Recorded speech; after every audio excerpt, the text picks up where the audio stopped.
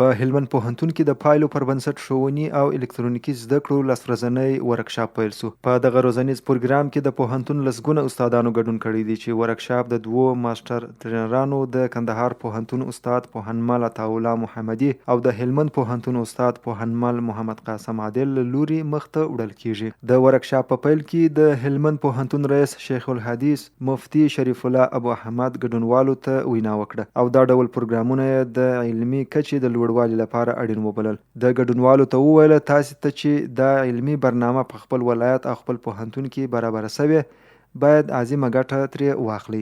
د پوهنتون رئیس زیاته کړه استاد د ټولنې او ولس د فکرونو د ډاکټر حیثیت لري. لازمه ده چې په خپل مسلک باندې دومره برلاسي واوسي ترڅو ټولنه یې له طریقه پرمختګ ته لار ومومي. ورپسې د علمي چارو مرستیال پوهنیار محمد نعیم دوست هم غونډې ته وینا وکړه او یاد ورکشاپ د علمي پرمختګ او تدریسي معیار لوړونې لپاره مهم فرصت وباله. نوموړي وویل چې د پایلو پر بنسټ تدریس او محصل محوره روزنه د محصل ذهني وړتیا پیاوړې کوي او ترڅنګ استادان هم د نوې نړۍ له اړتیاو سره عیاروي. په دې پروګرام کې به ګډونوالو ته په تدریس کې د پایلو پر بنسټ ښوونې بنسټیز مفاهیم، د محصل محوره تدریس اصول او عملي تګلارې، د ارزونې نوي میتودونه، د تدریسي موخو لیکل، درسي پلان جوړونه، د درسي موادو طرح او همداراز د الکترونیکي زده کړې مهم اړخونه لکه برېښنایي ټولګي، د ډیجیټل منابعو کارونه او تخنیکي مهارتونه تشریح او تمرین شي. ټاکل شوی ده چې دا پروګرام به 10 ورځې دوام وکړي. په پای کې به له ګډونوالو څخه ازموینه هم واخیستل شي او د لوړو زده کړو وزارت له لوري به ورته معتبر سند هم ورکړل شي ترڅو دوی